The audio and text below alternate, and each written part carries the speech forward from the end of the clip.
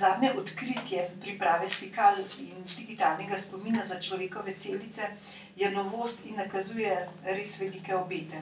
Kot razumemo, je vaši skupini Laboratorija za biotehnologijo Kemijskega inštituta uspelo v določene celice spraviti več informacij, kar bi omogočalo tudi lažje usmerjanje njihovega delovanja. Nam lahko nekoliko nadrobneje razložite v bistvu, zakaj gre? Gre za to, da poskušamo v celice vnesti podoben način kontrole, kot je v elektronskih vezih, ker vemo, da vsi računalniki delujejo na osnovi digitalne logike, kar pomeni, da lahko obstajajo neka vrata ali pa neko stanje v dveh oblikah, torej v aktivni in v neaktivni obliki. In ta digitalna oblika je omogočila razmah računalništva, kot ga poznamo danes, ker je to precej bolj zanesljivo kot analogna kontrola. In v biologiji je bilo že dlje časa ideja, da bi bilo zanimivo podoben način kontrole vnesti v neke biološke sisteme. Torej, če bi uspeli doseči, da celica lahko obstaja v dveh različnih stanjih, potem je lahko to predstavlja nek način informacije. Zdaj, če marsikdaj smo v tej situaciji, da želimo od zunaj vnesti kontrolo, da recimo celice vključimo in začnejo proizvajati neko zdravilo.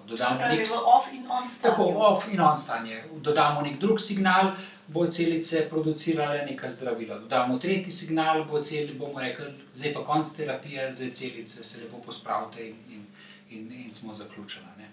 In v celični terapiji, ki se vedno bolj uveljavlja, je to recimo eden od načinov kontrole, ki jih želimo vnesti.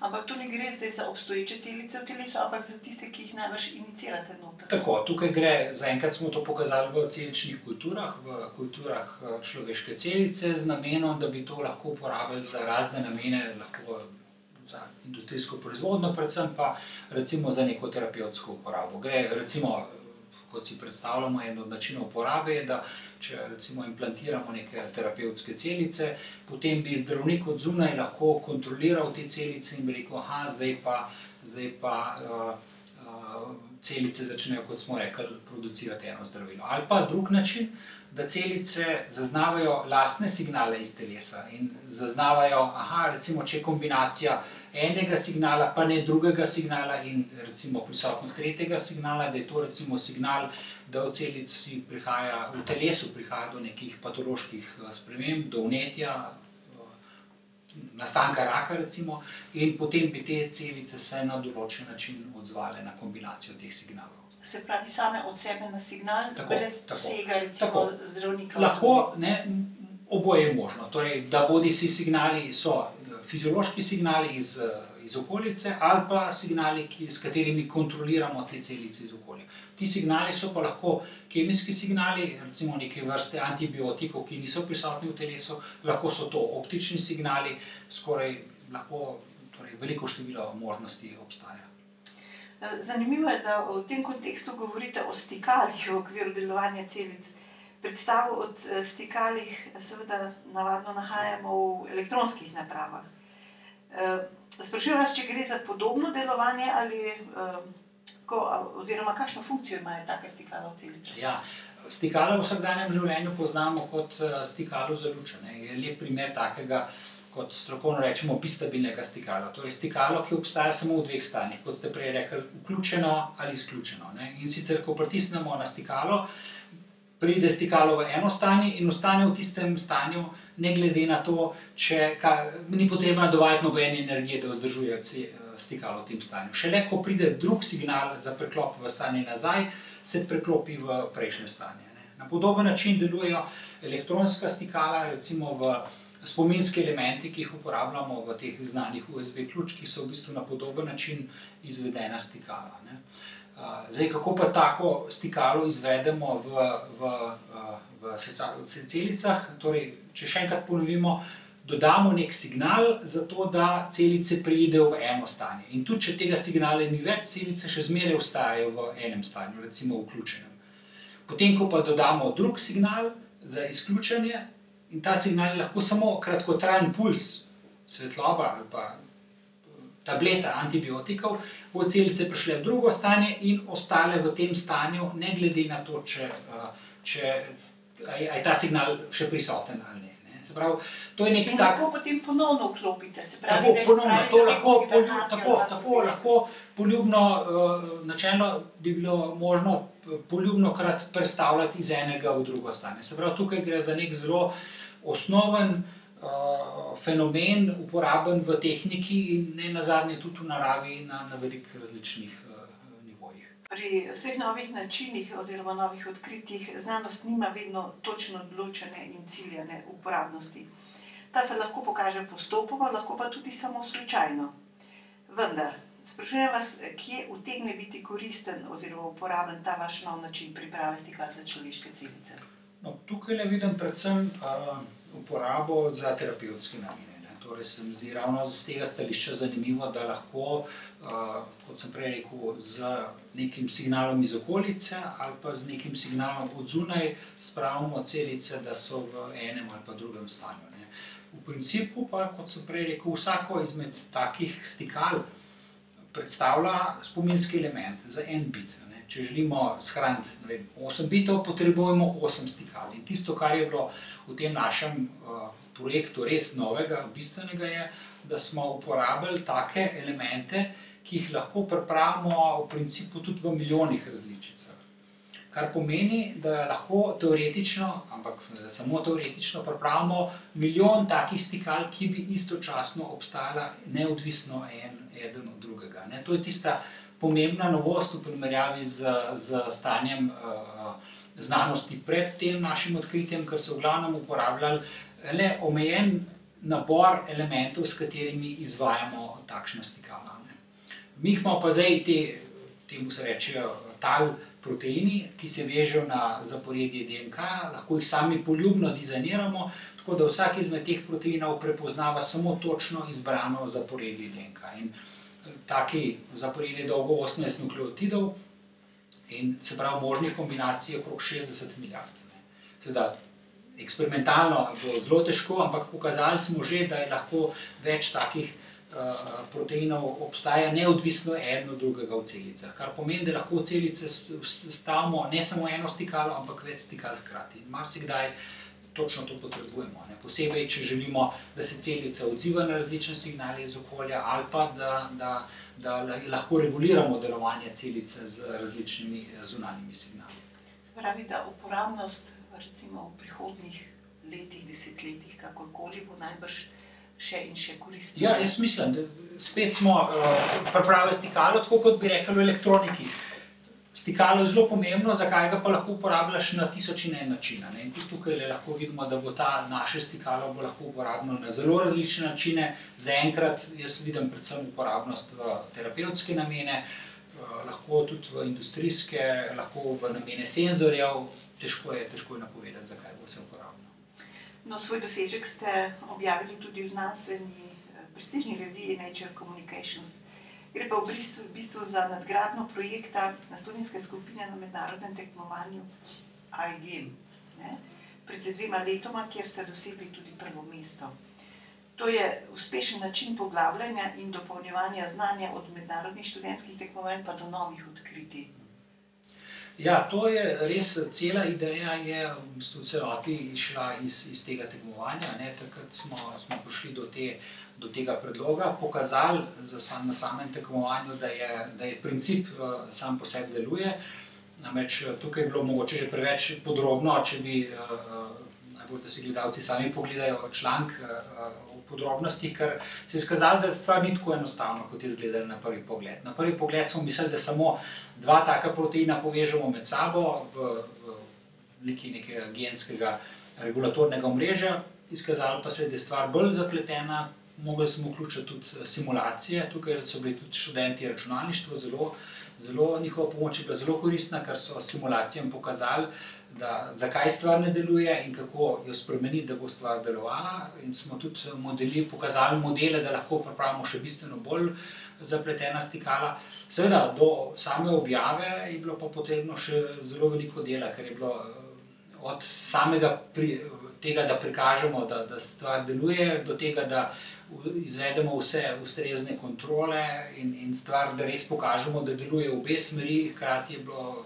kot ste omenili, skoraj 2 leti do same objave, ampak seveda, nenazadnje je tudi objava v taki prestižni reviji pokazala, da je bila sama ideja, sam projekt zelo kvaliteten, nenazadnje smo tudi dosegli 2. mesto na tem tekmovanju in najboljši projekt na področju medicine, ampak tudi taka objava je dokazala, da gre za pomembno novost, na pomemben znanstveni preboj. No, glede na to, da ste na mednarodnih tekmovanjih s skupinami dosegali res izvrstne rezultate, kako pa taka tekmovanja sploh potekajo? Biotehnologija, v katerih so recimo te skupine sodelovale, je v sami topiki raziskovanja razvitih držav. Kaj slovenski raziskovalci ponujate več, da ste tako uspešni? Ja, jaz mislim, da je bilo najpomembnejši faktorji so najbolj dobra ideja. To, da dejansko pridemo z zadevo, ki je izvirna, nova, ki ni nekaj takega, kar je variacija na temo, kar so že drugi naredili. Pa seveda zelo pomembno je dobra motivacija, velika motivacija študentov in mentorjev, da se zavzamemo in res lotimo ideje in jo izvedemo do konca. V glavnem je tukaj le preveč dela, da bi se tega lotili z levo roko, je preveč časa in denarja v to vloženega, da bi šli kar z nekaj. In nenazadnje pa najbolj tudi to, da solidna oprema, možnosti za delo, ki jih omogočimo študentom, da delajo na state of the art opremi in tehnikah, ki so pa vse skupaj povezane s tem, da pridemo z dobrim rezultatom. No, skupine, ki delajo pod vašim vodstvom, so skoraj po principu sestavljene interdisciplinarno. No in pri zadnjem odkritju, tako kot ste rekli, tega novega načina stikal in digitalnega spomina za človeške celice, so veliko vlogo prispevali tudi študentje Fakultete za računalništvo in informatiko, ki so opravili računalniško modeliranje in so ga prevajali na človeških celicah. Profesor Jerala, kako pojasnjujete vnašanje elektronskega računalnika ob denimo biološkem računalniku? Tukaj v bistvu je princip delovanja relativno podoben, zato ker smo poskušali posnemati delovanje elektronskega računalnika na ta način. Tudi prej sem omenil bistabilna stikala, logične operacije, to so zelo podoben način delovanja. Tudi neke pozitivne povratne zanke, seveda ima pa neke specifike, ki jih je potrebno uporabiti za samo modeliranje. Pa seveda moramo le to povedati, da seveda biološki računalniki nikoli ne bojo konkurenca elektronskim računalnikom, če ne nazadnje tudi zaradi same hitrosti delovanja preklopa, imajo pa seveda svoje druge številne prednosti. Mogoče bi sam še to omenil, ko ste omenili interdisciplinarnost. Dodatno recimo smo imeli tudi skupino študentov medicine, ki so zelo velik delež imeli pri tem, zato ker smo bili usmerjeni v cilj, da poskušamo narediti nekaj takega, kar bi bilo zanimivo za potencialne medicinske aplikacije. Smo tudi predvideli možnost terapije, tudi nekaj projektov, ki poteka v našem laboratoriju, so nekako na stičišču sintezne biologije in medicine, zato ker želimo narediti nekaj takega, kar bi lahko mogoče nekoč v prihodnosti bilo uporabno za zdravljenje. No pa vseeno, če skušamo nekoliko špekulirati, postajajo elektronski računalniki, ki v svojem sistem vgrajujejo biološki material tekmovalni biološkemu računalniku. Namreč to vprašanje so si raziskovalci postavljali že pred desetletjem in več. Kako se bo prihodnost zasukala? Vsekakor je posebej, če govorimo za uporabo v bioloških sistemih, je zelo pomemben vmesnik med elektroniko in biološkimi sistemi. Torej, če lahko recimo reguliramo delovanje celic ali pa telesa, je seveda pomembno, da imamo neke elemente, s katerimi lahko izvedemo ta vmesnik. Zdaj, glede tekmovanja ali pa primerjave, ti naši procesori informacij delujejo na osnovi prepisovanja genov, kar je zelo počasno. So pa določeni procesi v signalizaciji v bioloških sistemih, ki potekajo bistveno hitreje. Signalizacija na osnovi interakcij proteinov potekajo na časovni skali nekaj sekund. Potem električni pulzi pa potekajo že na skali milisekund. Na osnovi električnih pulzov pa delujejo možgani, za katere pa vemo, da so v bistvu zelo sposobni računalniki. Torej, seveda ne bi izključil možnosti, da bi nekoč v prihodnosti prišlo do inženiringa procesorjev na osnovi najbolj električnih impulzov, ki bojo potekali podobno kot procesiranje v nevronih. Se pravi, ni popolnoma za izključiti te možnosti. Na ta način procesiranja informacij, kot jih trenutno delamo, je to vsekakor ni tisti, katerega naloga bi bila procesiranje informacij, ampak predvsem zato, da omogoči boljše delovanje bioloških sistemov. No, to so seveda špekulacije prihodnjega razvoja, ampak znanost se izjemno hitro razvija, ne? Zanima me tudi tole, kako tisti del slovenske znanosti, s katerim se vi ukvarjate, to je biotehnologija, zelo sofisticirani načini raziskav, cenijo drugod, predvsem pa v razvitih državah, glede na to, da sva rekla, da so te tehnološke raziskave sami topiki. Ja, predvsem recimo sintezna biologija kot recimo del biotehnologije, na kateri sem bolj aktiven, moram reči, da v bolj razvitih državah so deležni izjemne pozornosti, zato ker so ocenili, da je to, rečemo, strateškega pomena. Nedavno sem se vrnil par tednov nazaj, sem bil v Angliji na ocenjevanju novih centrov za sintezno biologijo. To je zdaj že drugi krog, od katerega bo vsak center za približno 10 milijonov funtov financirali. V to področje so v Veliki Britaniji, Švici, na Danskem investirali zdaj že na stotine milijonov evrov. Tudi ZDA in celo Kitajska, recimo za Kitajsko, kot mi pravijo kolegi iz ZDA, je prej investicija ranga milijarde dolarjev, zato ker ocenjuje, da gre to za področje, ki je izjemno pomembno, ki obeta, da bo predstavljalo bodočo tehnološko revolucijo.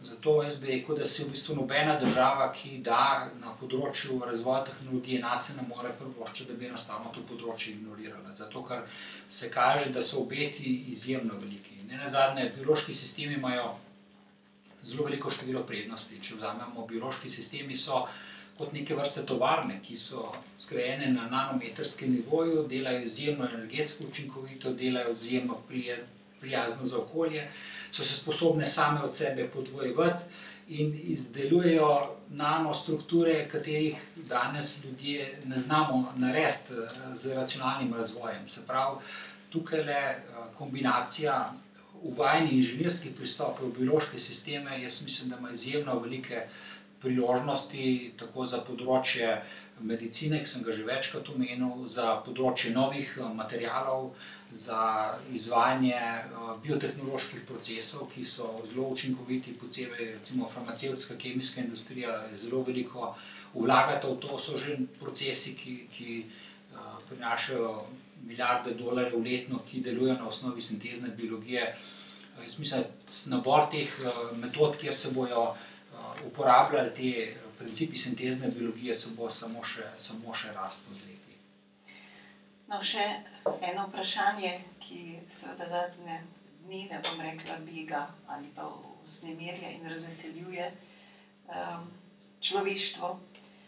Kako ocenjujete najnovejši oziroma kar revolucionarni znanstveni dosežek, o katerem so poročale agencije, da je uspelo zdravnikom obuditi živce tetraplegikov, ko so pacientu v hrbtenjačo vsadili celice nosne sluznice. Te naj bi omogočile, da se je del poškodovane hrbtenjače ponovno obnovil. No, jaz mislim, da bo seveda potrebno videti še, koliko dolgotrajen bo ta, kakšen bo ta napredek, koliko bo splošno aplikativen za druge namene, ampak nenazadnje tudi z razvojem matičnih celic, z odkrivanjem plastičnosti celic, da se dejansko lahko spet reprogramiramo tkiva, se kažejo zelo veliki potenciali za zdravljenje. Jaz mislim, da je ena od poglavitnih slabosti, ki jih bomo lahko, upamo, obšli, da so ti načini zdravljenja izjemno dragi, zato ker potrebno je izolirati celice vsakega pacienta posebej, jih gojiti in potem spet implantirati v pacienta, kar enostavno ne more biti poceni. In tukaj mislim, da bo tudi sintezna biologija lahko marsikaj prispevala na ta način, da bomo poiskali poti, kako bomo mogoče lahko uporabljali en in isti tip celic za zdravljenje vseh pacientov, ki imajo podobne bolezni, da ne bo potrebno to jemati iz vsakega pacienta posebej. Tudi tukaj jaz mislim, da recimo pri matičnih celicah se postavlja potencialna nevarnost razvoja raka in tudi tukaj mislim, da z večjim razumevanjem delovanja bioloških procesov bomo lahko to precej izboljšali, ampak jaz mislim, da definitivno so take novice izjemno vzpodbudne, zato ker res kažejo, da stvari, ki so se nekoč zdele nepovratne, danes se le kaže, da mogoče bomo uspeli z boljšim razumevanjem bioloških sistemov tudi te probleme rešiti. Ja, profesor Jerala, hvala vam za odgovore.